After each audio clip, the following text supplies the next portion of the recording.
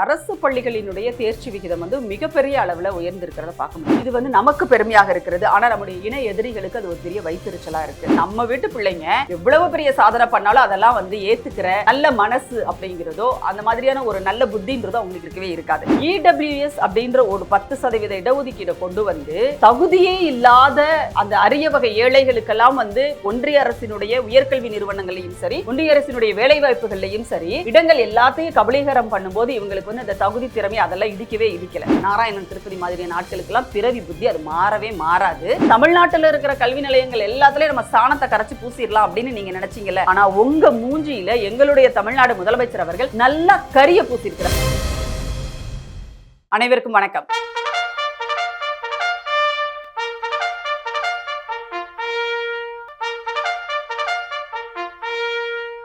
தமிழ்நாட்டில் 10ஆம் வகுப்பு பொதுத் தேர்வு முடிவுகள் வெளிவந்திருக்கு.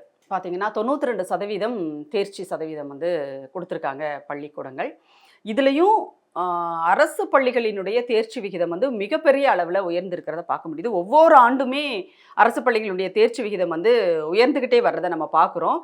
இந்த ஆண்டு பார்த்தீங்கன்னா அரசு பள்ளிகளில் சென்டம் அப்படின்னு சொல்லுவாங்களே 100% தேர்ச்சி அப்படிங்கிறது. பொதுவாக தனியார் பள்ளிகள் தான் 100% தேர்ச்சி கொடுப்பாங்க அப்படிங்கிறதெல்லாம் ஒரு பெரிய இதுவாக இருந்துச்சு. ஆனால் இப்போ பார்த்தீங்கன்னா அரசு பள்ளிகள் சர்வசாதாரணமாக 100% தேர்ச்சி கொடுக்குற அளவுக்கு இன்றைக்கு தமிழ்நாட்டினுடைய பள்ளிக்கல்வித்துறை அவ்வளவு சிறப்பாக செயல்படுறதை பார்க்குறோம். மொத்தம் எவ்வளவு பள்ளிக்கூடங்கள் 100% தேர்ச்சி கொடுத்துருக்காங்க அப்படின்னா இந்த 10ஆம் வகுப்பில் 4917 பள்ளிகள் 100% சென்டம் தேர்ச்சி விகிதத்தை கொடுத்துருக்குறாங்க. அதுல 1867 அரசு பள்ளிகள் இருக்கு. அந்த 4917ல 1867 அரசு பள்ளிகளும் இருக்கு 100% தேர்ச்சி கொடுத்த லிஸ்ட்ல. அப்ப நீங்க யோசிச்சு பாருங்க, அப்ப எவ்வளவு இந்த அரசு பள்ளிக்கல்வித்துறைக்கு திட்டங்களையும் அதற்கான உள்கட்டமைப்புகளையும் மேம்படுத்தி இருந்தால் இவ்வளவு தேர்ச்சிகளை கொடுத்துருக்க முடியும் அப்படிங்கிறது ஒன்று இருக்கு. இன்னொன்று, இதில் வழக்கம் போல ஆண்களை விட பெண்கள் அதிக அளவில் தேர்ச்சி பெற்றிருக்காங்க, அதிக அளவில் மதிப்பெண்கள் நிறைய எடுத்திருக்காங்க அப்படிங்கிறது ஒரு பக்கம் இருக்கிறது. இதில் 10ஆம் வகுப்பு பொதுத் தேர்வு முடிவுகளை பொறுத்த வரைக்கும் இன்றைக்கி நாடே கொண்டாடுது. எல்லோருமே பெரிய கொண்டாட்டத்தில் இருக்கும். வழக்கமாக எப்போவுமே தமிழ்நாட்டில் கல்வி அப்படிங்கிறதே ஒரு கொண்டாட்டத்திற்கான ஒரு விஷயமாக தான் நம்ம அந்த பிள்ளைகளை ஊக்கப்படுத்திக்கிட்டு இருக்கோம். இந்த 10ஆம் வகுப்பு பொதுத் தேர்வில் பெண் பிள்ளைகள் அதிக அளவில் மார்க் எடுத்திருக்காங்கன்றத விட முதல் 3 இடங்கள் அப்படிங்கிறத 3 பேர் 499 வரைக்கும் மார்க் எடுத்திருக்காங்க. அதுக்கப்புறமா 498, 97 அப்படின்னு சொல்லிட்டு போய்கிட்டே இருக்கு. இதுல யாரெல்லாம் சாதிச்சிருக்காங்க அப்படின்னு பார்த்தா, யாரை நம்ம சாதனையாளர்கள்னு சொல்லுவோம்னா, கடின உழைப்புனால தன்னுடைய அத்தனை தடைகளையும், தனக்கு ஏற்பட்டு இருக்கிற அத்தனை தடைகளையும் தகர்த்தெறிந்து முன்னேறி வர்றவங்களை தான் நம்ம சாதனையாளர்கள்னு சொல்லுவோம். அந்த வகையில் பார்த்தீங்கன்னா அரசு பள்ளி மாணவர்களினுடைய இந்த சாதனை அப்படிங்கிறது அளவிட முடியாததுன்னு நம்ம சொல்லலாம். பிள்ளைகள் அவ்வளவு ஹார்ட் ஒர்க் பண்ணி படிச்சிருக்காங்க. ஆசிரியர்கள் அந்த அளவுக்கு அவங்களை ஊக்குவிச்சிருக்காங்க. 2 பேருக்குமே நம்முடைய பாராட்டுகளையும் வாழ்த்துகளையும் நம்ம மனமாற தெரிவிச்சுக்கிறோம். இதில் தமிழ்நாடு எப்போவுமே கல்வியில் சிறந்த மாநிலமாக இருக்கிறது. இது நமக்கு பெருமையாக இருக்கிறது. ஆனால் நம்முடைய இணை எதிரிகளுக்கு அது ஒரு பெரிய வைத்திருச்சலாக இருக்குது. ஏன்னா இங்கே ஒரு விவசாயியின் மகன் சாதனை, ஐஏஎஸ் மகன் சாதனை அப்படிலாம் கிடையாது.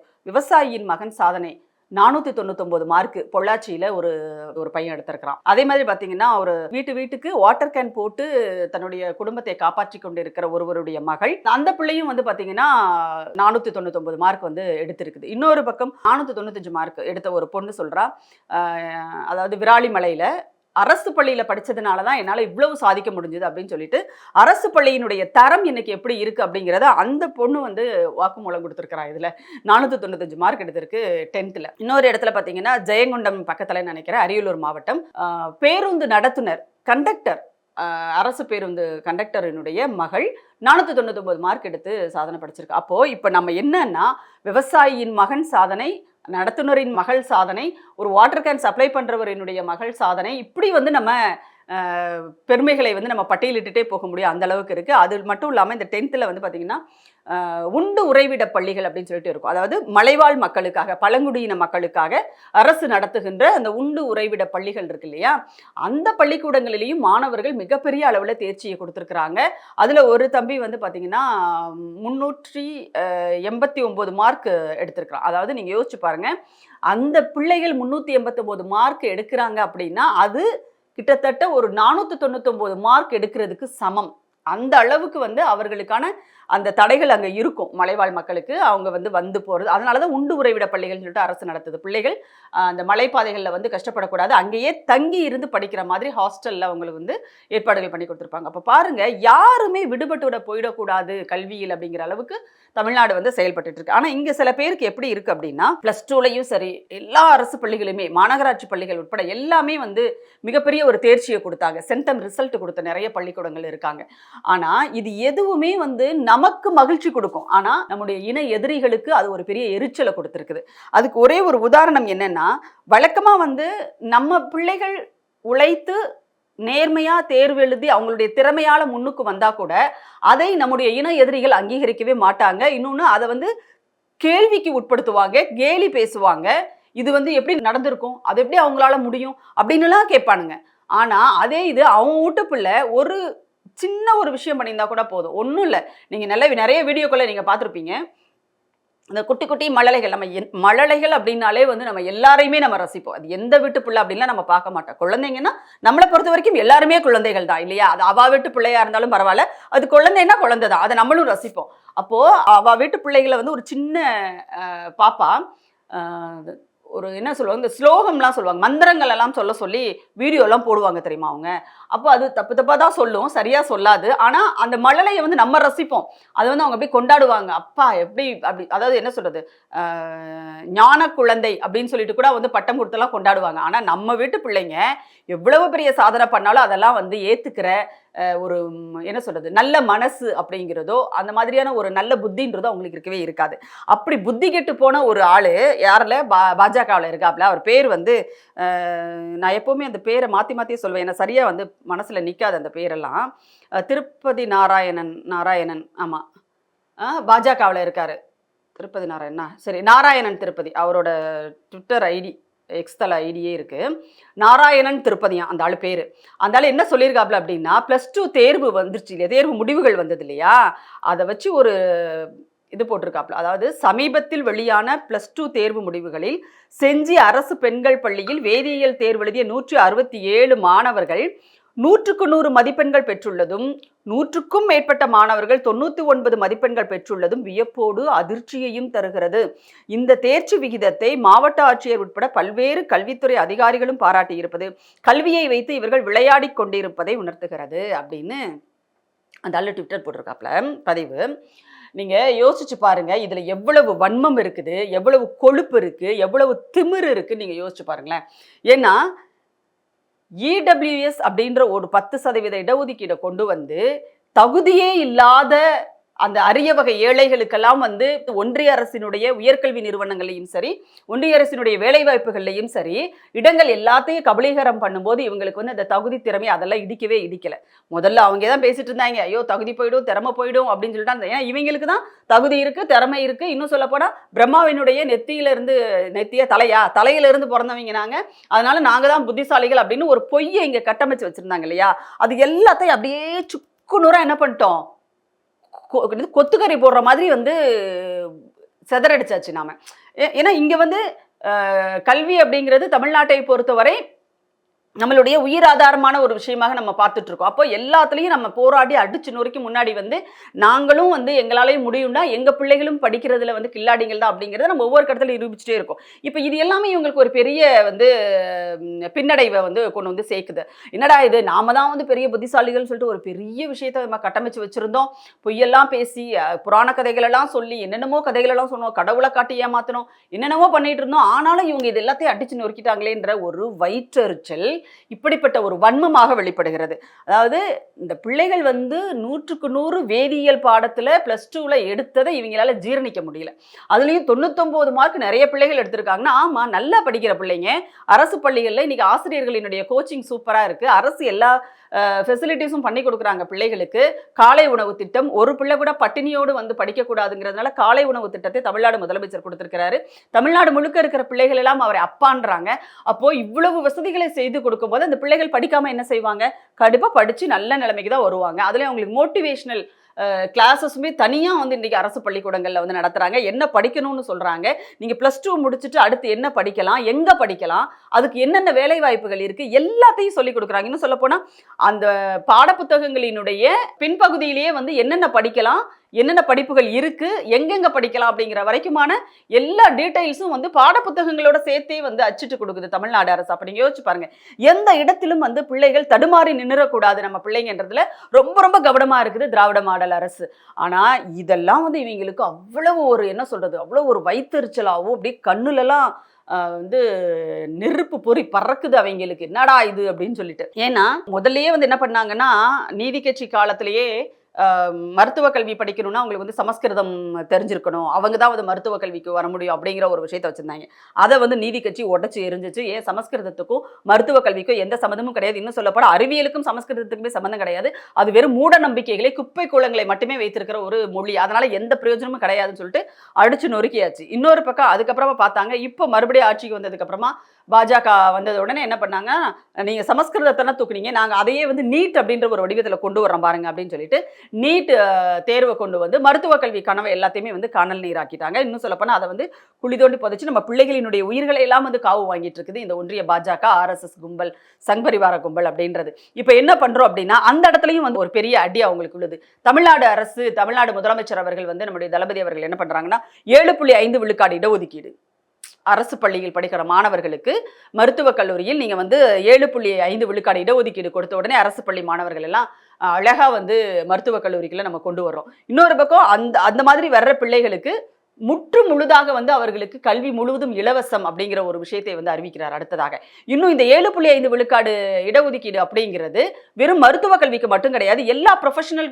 படிப்புகளுக்கும் இருக்கு, கல்விக்கும் இருக்கு அப்படின்னு சொல்லிட்டு, இன்ஜினியரிங்காக இருந்தாலும் சரி, இல்லை ஆர்கிடெக்ட் கட்டடக்கலை தொடர்பான படிப்பாக இருந்தாலும் சரி, இந்த மாதிரி ப்ரொஃபஷனல் கோர்சஸ் எல்லாத்துக்குமே அந்த 7.5% இடஒதுக்கீடும் இலவசமான கல்வியும் வந்து கொடுக்கப்படும் அப்படின்னு சொல்லிட்டு தமிழ்நாடு முதலமைச்சர் வந்து நம்முடைய திராவிட மாடல் நாயகர் அறிவிக்கிறார்ல. இந்த இடம் வந்து அவங்களுக்கு ஒரு மிகப்பெரிய ஒரு அடி. இல்லடா அது நம்ம நீட்டு கொண்டு வந்தோம், ஆனா அதையும் தாண்டி இவங்க வந்து என்ன பண்றாங்க, வந்துகிட்டே இருக்காங்களே அப்படிங்கிற ஒரு வயித்தெரிச்சல் அவங்களுக்குள்ள அப்படியே வந்து பொறுமிக்கிட்டே இருக்குது.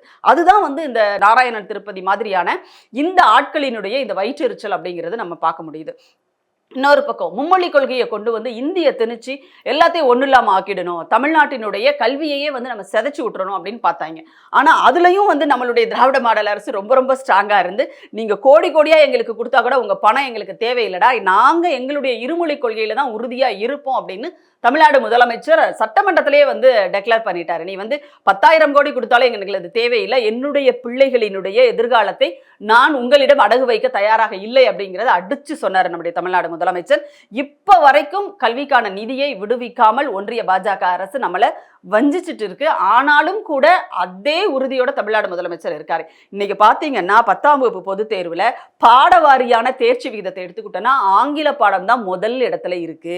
அப்ப இவங்களுக்கு என்ன ஆகுது அப்படின்னா, என்னடா இது என்ன பண்ணாலும் இவனுங்களை ஒண்ணுமே பண்ண முடியல அப்படின்னு சொல்லிட்டு உண்மையா சொல்றோம், உறுதியா சொல்றோம், நெஞ்சு நிமிர்த்தி தைரியமா சொல்றோம், சவால் விட்டு சொல்றோம், உங்களால ஒன்னும் பண்ண முடியாது, ஒரு ஆணையும் புடுங்க முடியாதுடா அப்படிங்கிறது தான். ஏன்னா இன்றைக்கு தமிழ்நாடு அரசு அவ்வளவு ஸ்ட்ராங்கான ஒரு மிகப்பெரிய ஒரு பாதுகாப்பு அரணாக இந்த கல்வி நிலையங்களை வந்து அமைச்சிருக்காங்க. ஏன் தெரியுமா, இன்னொரு பக்கம் ஒரு மூட நம்பிக்கைகளை கொண்டு வந்து திணிச்சு, மத கருத்துக்களை திணிச்சு எப்படியாவது இது எல்லாத்தையும் வந்து ஸ்குவாஷ் பண்ணிட மாட்டோமா அப்படின்னு சொல்லிட்டு ஒரு முயற்சியை பாஜக தொடர்ந்து செஞ்சுட்டு இருக்காங்க. இது வந்து அப்போ இருந்தே வாஜ்பாய் காலத்திலிருந்தே வந்து அது நடந்துகிட்டு தான் இருக்கு. படிப்படியாக அவங்க அதை எப்படியா செயல்படுத்திடலாமான்னு பார்த்தாங்க. அதுக்குன்னு ஒரு அமைச்சரையே வச்சிருந்தாங்க. அவர் பேர் வந்து முரளி மனோகர் ஜோஷின்னு சொல்லிட்டு மனிதவளத்துறை HR மினிஸ்டரா அவர் இருந்தாரு. அவர் காலத்துல என்ன பண்ணாங்க, அப்படியே கல்விக்குள்ள வந்து இந்துத்துவ மதவெறி கருத்துக்களை கொண்டு வரதுக்காக காவி மயமாக்குற முயற்சியில ஈடுபட்டாங்க. அதனால அது நடக்கல. ரைட்டா? இப்போ இவங்க வந்து என்ன பண்றாங்கன்னா, ஒவ்வொரு பல்கலைக்கழகங்களுக்குள்ளேயும் நுழைஞ்சு தமிழ்நாட்டில், குறிப்பாக தமிழ்நாட்டில் பல்கலைக்கழகங்களுக்குள்ள நுழைஞ்சு துணைவேந்தர்களை வந்து எல்லா RSS சங்கிகளாக நியமித்து ஒரு வழி பண்ணிடலாம். எல்லாம் ராமாயணத்தை வந்து பாடத்திட்டமாக வச்சிடலாம், மகாபாரதத்தை பாடத்திட்டமாக வச்சிடலாம், மனு தர்மத்தை பற்றி பேசிடலாம், சனாதனத்தை பற்றி கொண்டு வந்துடலாம், இப்படியெல்லாம் கனவுகளோடு அவர்கள் வந்து தமிழ்நாட்டுக்குள்ளே வந்தாங்க.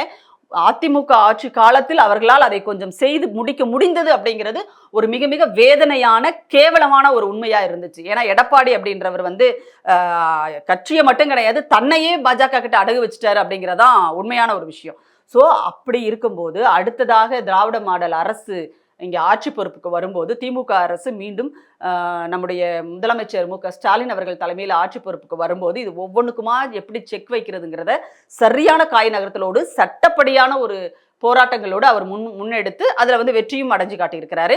அதில் ஒன்று தான் ஆளுநருக்கு வச்ச செக்கு. உச்சநீதிமன்றத்தின் மூலமாக ஆளுநருக்கு இனிமேல் அதிகாரம் கிடையாது, நீங்கள் கல்வி நிலையங்களினுடைய இதில் தலையிடக்கூடாது அப்படிங்கிற ஒரு விஷயத்தை கொண்டு வந்து ஒட்டுமொத்த பல்கலைக்கழகங்களுடைய அதிகாரமும் துணைவேந்தர்களை நியமிக்கின்ற அதிகாரமும் தமிழ்நாடு அரசுக்கு தான் இருக்கிறது அப்படிங்கிற ஒரு தீர்ப்பை தமிழ்நாட்டுக்கு மட்டும் இல்லாமல் ஒட்டுமொத்த இந்தியாவுக்குமே நம்முடைய முதலமைச்சர் அவர்கள் வாங்கி கொடுத்துருக்காங்க. இந்த திராவிட மாடல் அரசு வாங்கி கொடுத்துருக்கு. அப்போ என்னன்னா, அப்போ துணைவேந்தர்களை வச்சு காய் நகர்த்தலான்றதுலையும் மண்ணள்ளி போட்டாச்சா நாம.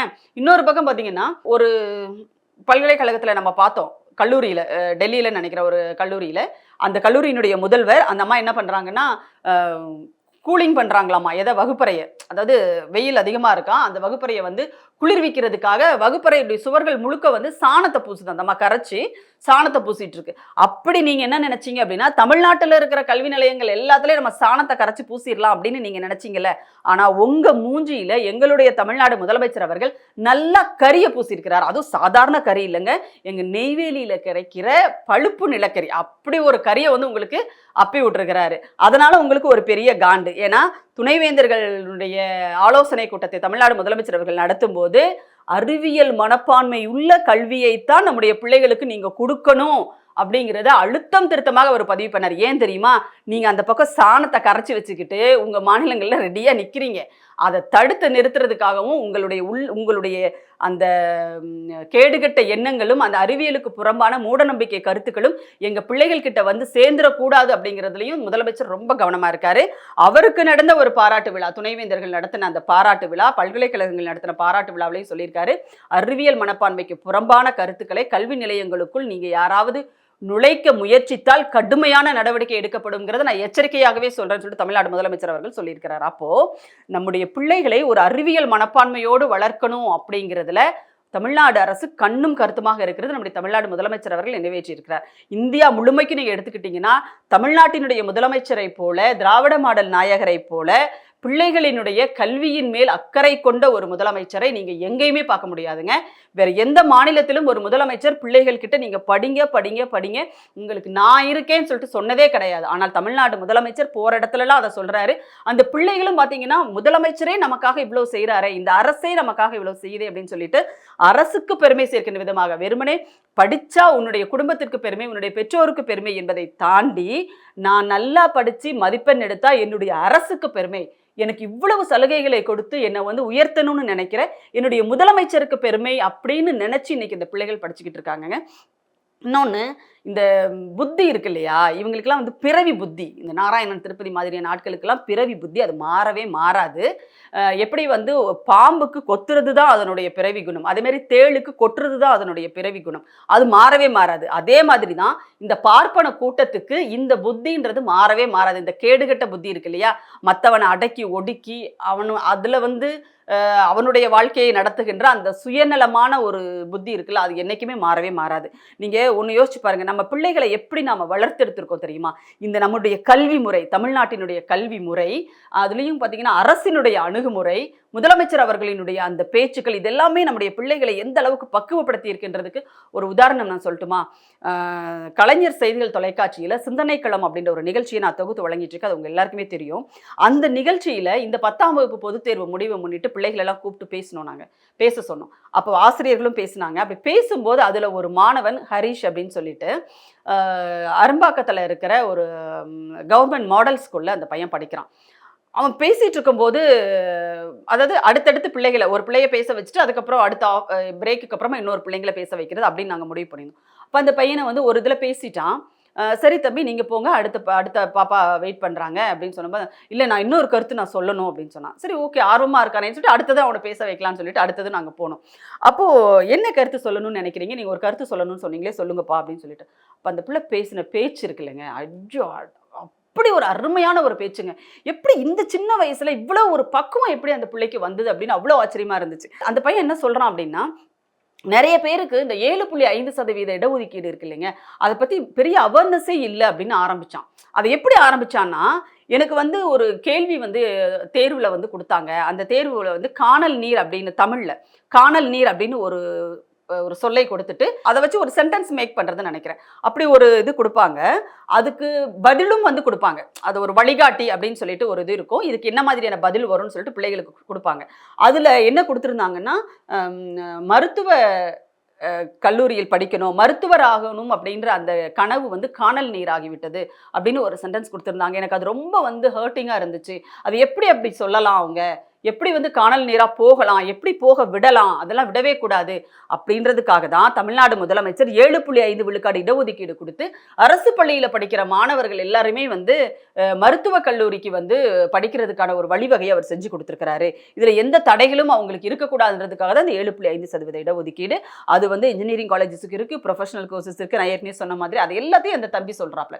சொல்லிட்டு அவர் என்ன சொல்றாருன்னா, அதனால தயவு செஞ்சு நான் வந்து பெற்றோர்களை வந்து நான் கெஞ்சி கேட்டுக்கிறேன், நீங்க உங்க பிள்ளைகளை அரசு பள்ளியில சேருங்க. ஏன்னா உங்களுக்கு எல்லாமே கிடைக்கும். உங்க பிள்ளைகளினுடைய எதிர்காலம் நல்லா இருக்கணும்னா நீங்க அரசு பள்ளிக்கூடங்கள்ல சேருங்க. இந்த அரசு எல்லா வசதிகளையும் உங்க பிள்ளைகளுக்கு செஞ்சு கொடுக்குதுன்னு சொல்லிட்டு அந்த 11ஆம் வகுப்பு படிக்கிற அந்த ஹரிஷ் 11ஆம் வகுப்பு படிக்கிற ஹரிஷ் இன்னைக்கு 12ஆம் வகுப்புக்கு போறாப்ல. அந்த பிள்ளை வந்து அவ்வளவு அருமையா அவ்வளவு தன்மையா சொல்றான். இன்னொன்னு என்ன சொன்னா தெரியுமா, நான் வந்து 8வது வகுப்புல இருந்து தான் அரசு பள்ளியில வந்து சேர்ந்தேன். நான் 6வது வகுப்புலேயே சேர்ந்திருந்தேன்னா இந்த 7.5 விழுக்காடு இடஒதுக்கீட்டுக்கு நானும் தகுதியுடையவனா ஆயிருப்பேன். இப்போ நான் அதை இழந்துட்டேன். நான் இழந்த இந்த ஒரு வாய்ப்பை எனக்கு அடுத்து வர்றவங்க இழந்துடக்கூடாதுன்றதுக்காக தான் நான் இதை சொல்றேன். தயவு செஞ்சு நீங்க உங்க பிள்ளைங்களை வந்து அரசு பள்ளிக்கூடத்துல சேர்த்து அரசினுடைய எல்லா சலுகைகளையும் உங்க பிள்ளைகளுக்கு கிடைக்க செய்யுங்கன்னு சொல்லிட்டு அந்த பிள்ளை சொல்றான்னா, எவ்வளவு பெரிய மனசுங்க அந்த பிள்ளைக்கு. யோசிச்சு பாருங்களேன், தனக்கு கிடைக்கல, ஆனா தனக்கு கிடைக்கல அப்படிங்கிற அந்த தான் இழந்த ஒன்று தன்னுடைய அடுத்தடுத்து வருகிற தன்னுடைய தம்பி தங்கைகளுக்கு கிடைக்கணும் அப்படின்னு சொல்லிட்டு அந்த பிள்ளைக்கு எவ்வளவு நல்ல மனசு பாருங்களேன். இந்த நல்ல மனசு இந்த ஆரிய கும்பலுக்கு சுட்டு போட்டாலும் வராது. எங்க ஊர் பக்கம் சொல்லுவாங்க, அவங்ககிட்ட அவன் காலை கழுவி குடிடா, அப்பவாது உனக்கு புத்தி வருதா பாப்போன்னு சொல்லிட்டு. கண்டிப்பா இவங்களுக்கு அப்படிலாம் பண்ணா கூட வரவே வராது. ஏன்னா ஒரு 11ஆம் வகுப்பு படிக்கிற பையனுக்கு இருக்கிற அந்த ஒரு மனப்பக்குவம் அப்படிங்கிறதோ, ஒரு நல்ல எண்ணம் அப்படின்றதோ, இந்த நாராயணன் திருப்பதி மாதிரியான நல்ல எப்படி சொல்றது, வளர்ந்த ஒரு என்ன சொல்றது உருவத்தால நல்லா வளர்ந்து கொழுத்து போய் கிடக்கிற இவங்களுக்கு கூட வந்து அது வரவே வராது. அப்போ தமிழ்நாட்டினுடைய கல்வியை பார்த்து இவர்களுக்கு ஒரு அச்சம் இருக்கிறது. நம்ம என்னதான் செஞ்சாலும் இவங்க வந்து முன்னேறிட்டே இருக்காங்களே கல்வியில. அதுலயும் இந்த திராவிட மாடல் அரசு இவ்வளவு வந்து ஒரு என்ன சொல்றது, இவ்வளவு உறுதியோட இவ்வளவு ஸ்ட்ராங்கா எல்லாத்தையும் அடுத்தடுத்து நிதி கொடுக்க கூடாதுன்னு சொன்னோம். நம்ம நிதி கொடுக்கல. ஆனாலும் இவங்க என்ன பண்றாங்க, முன்பு ஒதுக்குனதை விட கல்வித்துறைக்கு கூடுதலான நிதியை ஒதுக்குறாங்க. 43,000 கோடி அப்படிங்கிறது பெரிய விஷயம் அது. அப்போ அவ்வளவு நிதியை ஒதுக்குறாங்க. எப்படி இதெல்லாம் இவங்க பண்றாங்க அப்படிங்கிற ஒரு வயித்தெரிச்சல் அவங்களுக்கு இருந்துகிட்டே இருக்கு. அவங்களுக்கு எல்லாம் கிடைக்கிற வரைக்கும் அது நல்லதா இருந்துச்சு. ஆனா அவங்களுக்கு கிடைக்கிறது எல்லாமே வந்து வெறுமனே உங்களுடைய அந்த பொய் தோற்றங்களால கட்டமைச்சதுதான் உங்களுக்கு கிடைச்சிருக்கிற மரியாதை அப்படிங்கிறத இன்னைக்கு நாம வெளி உலகத்துக்கு காட்ட காட்ட அவங்களுக்கான அந்த என்ன சொல்றது இதெல்லாம் குறைஞ்சிக்கிட்டே வருது. சரியா, அந்த அவங்க போட்ட வேஷமெல்லாம் இன்னைக்கு வெளுத்துக்கிட்டே வருது. அது அவங்களுக்கு ஒரு பெரிய ஒரு பின்னடைவு. தனக்கு நடந்தா மட்டும் நல்லது, மற்றவங்களுக்கு நடந்தா அது வந்து இந்த லோகத்துக்கே கேடு அப்படின்னு நினைக்கிற ஒரு கூட்டம் அது. இதுக்கு இன்னொரு உதாரணம் ஒன்று நான் சொல்லணும் அப்படின்னா, தமிழ்நாட்டினுடைய உயர்நீதிமன்றம் இருக்கு இல்லையா, அந்த உயர்நீதிமன்றத்தில் அந்த பார் கவுன்சில்னு ஒன்று இருக்கும், வழக்கறிஞர்களுடைய அந்த சங்கம் சொல்லுவாங்களா, அந்த கூட்டம் ஒன்று நடக்குது. அப்போ நடக்கும்போது அங்கே இருக்கிற வழக்கறிஞர்கள் சில பேர் சொல்லுவாங்க, இவ்வளவு நாளும் வந்து எல்லாரும் நீதிபதிகளை வந்து மை லார்ட் அப்படின்னு கூப்பிட்டு இருந்தோம். அது வந்து ஆங்கிலேயர்கள் காலத்துல இருந்து வந்த ஒரு வழக்கு. அவங்க வந்து நம்மளை அடிமையா வச்சிருந்தாங்க. அதனால அவங்கள பார்த்து நம்மள மை லார்ட் அப்படின்னு சொல்லிட்டு கூப்பிட வச்சாங்க. இனிமேலும் நம்ம அதை வந்து பின்பற்றணுமா, சார்னு கூப்பிட்டா போதும்ல, மை லார்ட் அப்படிங்கிறதெல்லாம் வேணாம், அது வந்து ஒரு அடிமைத்தனத்தை குறிக்குது இல்லை அப்படின்னு சொல்லிட்டு ஒரு விவாதம் வருது. எல்லாருமே ஆமா அது சரிதானே அப்படின்னு சொல்லிட்டு சொல்றாங்க. அப்போ ஒரு குரல் என்ன சொல்லுதுன்னா, இல்ல இன்னும் கொஞ்ச நாளைக்கு நாம் நீதிபதிகளை மயிலாடுனே கூப்பிடலாம் அப்படின்னு சொல்லிட்டு ஒரு குரல் வருது. அந்த யார் அது அப்படி வந்து சொல்றாங்க அப்படின்னு பார்த்தவங்களுக்கு ஒரே அதிர்ச்சி. என்னது நீங்க எப்படி சொல்றீங்களா, என்ன எங்களால புரிஞ்சிக்கவே முடியல, முதல்ல இந்த அடிமைத்தனம் எல்லாம் கூடாதுன்னு பேசுறது நீங்க தானே, நீங்களே இப்ப எப்படி அதை வந்து இருக்கட்டும்னு சொல்றீங்கன்னு சொல்றாங்க. ஏன்னா அதை வந்து சொன்னது திராவிடர் கழகத்தினுடைய பிரச்சார செயலாளர் அக்கா வழக்கறிஞர் அருள்மொழி அவர்கள் வந்து அதை சொல்றாங்க. இல்ல இல்ல இருக்கட்டும் கூப்பிடுவோம் அப்படின்னு சொல்லிட்டு அதுக்கு அவங்க ஒரு காரணத்தையும் சொல்றாங்க. அதுல என்னன்னா, வெள்ளக்கார ஆங்கிலேயர்கள் காலத்துல ஆங்கிலேயர்கள் நீதிபதியாக இருந்த போது பார்ப்பனர்கள் வந்து வழக்கறிஞர்களாக இருந்தாங்க. அப்போ வந்து அவங்க அதெல்லாம் கூப்பிட்டாங்க. அதெல்லாம் அவங்களுக்கு பெருசா தெரியல. ஏன்னா பிரிட்டிஷ்காரங்களுக்கு கால கழுவி விடுறதோ அல்லது அவங்க காலை பிடிக்கிறதோ பார்ப்பனர்களுக்கு பெரிய விஷயமெல்லாம் கிடையாது. ரைட்டா இருந்தது. அதற்கப்புறம் பார்த்தீங்கன்னா அடுத்தடுத்த பிரிட்டிஷ் காலங்களுக்கு அப்படியே வர வர நீதிபதிகள் இடத்துக்கு வந்து பார்ப்பனர்கள் வந்தாங்க. சரியா? பார்ப்பனர்கள் வரும்போது அந்த நீதிபதிகளை, பார்ப்பன நீதிபதிகளை பார்ப்பனர் அல்லாத வழக்கறிஞர்கள் மை லார்ட் அப்படின்னு கூப்பிடும்போது அவங்களுக்கு அது ரொம்ப மகிழ்ச்சியாகவும் அப்படியே குழு குழு குழு குழுன்னு இருந்துச்சு. ஆனா இப்போ இந்த அடுத்தடுத்த மாற்றங்கள் சமூகத்துல வர வர பெரியார் அவர்களுடைய போராட்டம், திராவிட இயக்கத்தினுடைய கொள்கைகள், அதை நடைமுறைப்படுத்துகின்ற ஒரு திமுக ஆட்சி இப்படியெல்லாம் வர வர இங்க என்ன பண்றாங்கன்னா, பார்ப்பனர் அல்லாதவர்கள் நீதிபதிகள் இருக்கையில போய் உட்காரும் போது பார்ப்பனர்களாக இருக்கின்ற வழக்கறிஞர்களும் அவர்களை என்னதான் கூப்பிட வேண்டியது இருக்கு, மை லார்ட் அப்படின்னு கூப்பிட வேண்டியது இருக்கு. அந்த இடத்துல அவங்களுக்கு அது அப்படி ஒரு உறுத்தலா இருந்துகிட்டே இருந்திருக்கு.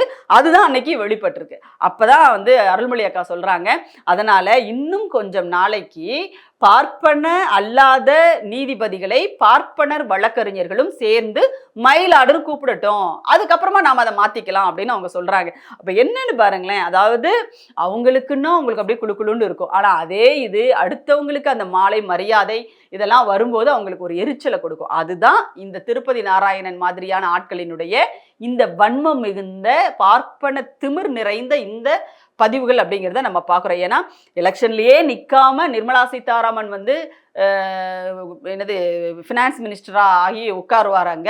ஆனால் அவருடைய கணவர் சொல்வார், நிர்மலா சீதாராமனுக்கு கணக்கே தெரியாது, அவங்களுக்கு வந்து பொருளாதாரம்னா என்னன்னே தெரியாதுன்னு சொல்லிட்டு தொடர்ந்து அவருடைய கணவரே சொல்லிட்டே இருக்காரு. ஆனாலும் அந்த அம்மா வந்து புத்திசாலி, அறிவாளி. இவர்களை பொறுத்தவரை அது அப்படிதான். சரியா? இந்த மனப்போங்கு அவங்களுக்கு எப்பவுமே இருந்துகிட்டே இருக்கும். இல்லைன்னா நம்ம தமிழிசை அக்கா ஏன் பாவம் இன்னும் வந்து மினிஸ்டர் ஆக முடியாம இப்படியே வந்து கத்தி கத்தி அந்த கட்சிக்காக தொண்டை தண்ணி வத்த கத்திட்டு இருக்காங்க. சரியா? ஆனா அவங்களுக்கு எந்த அங்கீகாரமும் கொடுக்க மாட்டாங்க. நிர்மலா சீதாராமனுக்கு வந்து தூக்கி உச்சத்துல உட்கார வச்சிருவாங்க. ஏன்னா ஒரே ஒரு காரணம், அவர் வந்து பார்ப்பனர், இவர் பார்ப்பனர் அல்லாதவர், அவ்வளவுதான். இதுதான் இதுல இருக்கிற வேறுபாடு. அப்போ இந்த கத்துற கூட்டம், குலைக்கிற கூட்டம் எப்பவுமே குலைச்சிக்கிட்டே தான் இருக்கும். ஆனா அதெல்லாம் நம்ம கண்டுக்கவே தேவையில்லை. ஆனாலும் ஏன் இதை நான் திரும்ப திரும்ப சொல்றேன்னா, இந்த வன்மம் அவர்களுக்கு இப்ப வரைக்கும் இருக்கு. என்ன நீங்க பார்ப்பனர்களை பிரிச்சு பாக்குறீங்க, இன்னுமா வந்து நீங்க அதெல்லாம் பேசிட்டு இருக்கீங்க, இன்னும் நீங்க வந்து பாப்பான திட்டிட்டு இருக்கீங்க அப்படின்னா அந்த பாப்பானுடைய புத்தி எப்படி இருக்குன்னு பாருங்க. அப்ப இந்த மாதிரி ஒரு கேவலமான கேடுகட்ட இழிவான புத்தி இருக்கிற பாப்பான திட்டாம கொண்டாடவா செய்வாங்க? புரியுதா?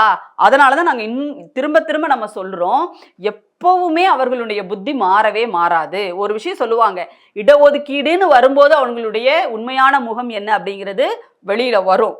அதனால இந்த புத்தி இருக்கிற வரைக்கும் நீங்க இப்படிதான் இருப்பீங்க. இன்னொன்னு, உங்களாலலாம் எங்களை ஒண்ணுமே பண்ண முடியாது. அதுதான் இதுல இருக்கிற உண்மை. தமிழ்நாடு அரசு ரொம்ப ரொம்ப ஸ்ட்ராங்கா இருக்கு. இந்தியாவிலேயே ஸ்ட்ராங்கான முதலமைச்சர், இன்னும் சொல்ல போனால் கொள்கை தெளிவுள்ள முதலமைச்சராக நம்முடைய முதலமைச்சர் இருந்துட்டு இருக்காரு. திமுக அப்படிங்கிறது ஒரு மிகப்பெரிய ஒரு அரணாக இன்றைக்கு தமிழ்நாட்டுக்கு வந்து பாதுகாப்பு அரணாக இருந்துட்டு இருக்கு.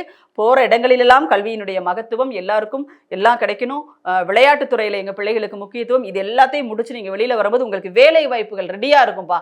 அதுக்கேற்ற மாதிரியான தொழில்துறை கட்டமைப்புகளை நாங்க செய்யறோம். நீங்க யோசிச்சு பாருங்க. அப்படியே வந்து ஒரு சங்கிலி தொடர் மாதிரி எந்த இடத்துலையும் விடுபட்டுடக்கூடாதுன்றதுனால அந்த சங்கிலி தொடர் மாதிரி ஒரு விஷயத்தை கொண்டு வராரு பாருங்க முதலமைச்சர் அவர்கள். திறன் மேம்பாட்டுக்கான நான் முதல்வன் திட்டம், கல்லூரி கனவு திட்டம், என்னென்ன திட்டங்கள், தமிழ்நாட்டில் இருக்கின்ற கல்வி திட்டங்களை மட்டுமே வந்து கிட்டத்தட்ட ஒரு ஆயிரக்கணக்கான பக்கங்கள்ல வந்து நம்ம எழுத வேண்டியது இருக்கும். அவ்வளவு திட்டங்களை தமிழ்நாடு முதலமைச்சர் கொடுத்துட்டு இருக்காரு. நம்முடைய பிள்ளைகள் மேலும் மேலும் முன்னேறிக்கிட்டே இருக்காங்க. இன்னைக்கு 10ஆம் வகுப்பு படிக்கிற பிள்ளைகளினுடைய எய்ம் அடுத்து என்னமா பண்ண போறீங்க அப்படின்னா, +2ல் நான் வந்து கம்ப்யூட்டர் சயின்ஸ் எடுக்கணும், +2ல் வந்து நான் இதெல்லாம் எடுத்து ஏஐ சம்மந்தப்பட்ட மெஷின் லேர்னிங் படிக்கணும், அதுக்கப்புறம் வந்து ஜேஇ எழுதி ஐஐடிக்குள்ளே போகணும். இவ்வளவு பெரிய பெரிய கனவுகளை விதைச்சிருக்கோம் நாம. ஏன்னா இந்த சாட்டை படத்தில் வந்து இயக்குனர் சமுத்திரக்கனி சொல்வார் இல்லையா, உங்கள் கனவுகளை வந்து நீங்கள் என்ன பண்ணுங்க, உங்கள் ஏணியை கூரையில நோக்கி போடாதுங்க, வானத்தை நோக்கி உங்க ஏணியை போடுங்கன்னு சொல்லிட்டு அந்த தயா மாஸ்டர் சொல்லுவார் இல்ல. இன்றைக்கு அரசு பள்ளிகளில், தமிழ்நாட்டில் இருக்கின்ற அத்தனை அரசு பள்ளிகளினுடைய ஆசிரியர்களும் தயா மாஸ்டர்களாக இன்னைக்கு உருவாகி இருக்காங்க. அப்படி ஒரு தயா மாஸ்டர்களை தமிழ்நாடு முதலமைச்சர், பள்ளிக்கல்வித்துறை அமைச்சர் மாண்புமிகு அன்பில் மகேஷ் பொய்யாமொழி அவர்கள் உருவாக்கி வச்சிருக்காங்க. இது எல்லாம் பொறுக்காம தான் இவங்க வந்து இந்த அளவுக்கு வன்மத்தை கக்கிக்கிட்டு இருக்காங்க. நம்முடைய பள்ளிக்கல்வித்துறை அமைச்சரினுடைய அந்த செய்தியாளர் சந்திப்புல அவர் சொன்ன அந்த வார்த்தைகள் இருக்கு இல்லையா, நாங்க வந்து எங்க பிள்ளைகள், நீங்க அதை கவனிக்கணும், அரசு பள்ளி பிள்ளைகளை, எங்க பிள்ளைகள் படிச்சு முன்னேறி மதிப்பெண்கள் எடுத்து சாதிக்கிறதையும் எங்களுடைய ஆசிரியர்களினுடைய உழைப்பையும் அங்கீகரிப்பதற்கு உங்களுக்கு மனசு வரமாட்டேங்குது, உங்களுக்கு வந்து அதை வந்து பாராட்டுவதற்கு உங்களுக்கு மனசு வரமாட்டேங்குதுன்னு சொல்லிட்டு அவர் சொல்றாருல்ல. இது அவர் ஏதோ சும்மா சாதாரணமா சொல்ற மாதிரி நமக்கு தெரியும். ஆனா எவ்வளவு வலியோடையும் வேதனையோடையும் பள்ளிக்கல்வித்துறை அமைச்சர் அதை அங்க குறிப்பிட்டிருக்காரு அப்படிங்கிறத நம்ம புரிஞ்சுக்க முடியும். ஏன்னா அவ்வளவு வந்து அந்த பள்ளிக்கல்வித்துறையின் சார்பாக செய்யப்படுகிறது, அவ்வளவு கட்டமைப்புகளை நம்ம செய்கிறோம். ஆனாலும் கூட நம்ம பிள்ளைகள் உழைத்து சாதித்ததை கூட இவர்கள் சந்தேகிக்கிறார்கள் அப்படின்னா உனக்கு என்னடா தகுதி இருக்குன்னு நம்ம திரும்ப கேட்க வேண்டி இருக்கா இல்லையா? உனக்கு என்ன தகுதி இருக்கு எங்க பிள்ளைகளினுடைய கல்வித்தரத்தை பத்தி பேசுறதுக்கு? நீ என்ன செக் வச்சாலும் அதை தாண்டி தாண்டி போற அளவுக்கு எங்க பிள்ளைகளுக்கு வலிமை இருக்கிறது, அந்த அளவுக்கு திறமை இருக்கிறது, அறிவும் இருக்கு. ஆனாலும் ஏன் நீட்டு வேணான்றீங்க? அப்போ உங்க பிள்ளைகளை போட்டி போட வேண்டியதானே? இது இல்ல பிரச்சனை. நீட்டுன்றது எங்க பிள்ளைகளுடைய தகுதியை தீர்மானிப்பதற்கான ஒரு விஷயம் கிடையாது. அது ஒரு மோசடி. நீங்க ஒரு மோசடியான வழியில உள்ள வரும்போது நாங்க அதை தடுத்து எங்க பிள்ளைகளை காப்பாற்ற வேண்டிய பொறுப்பு எங்களுக்கு இருக்கு.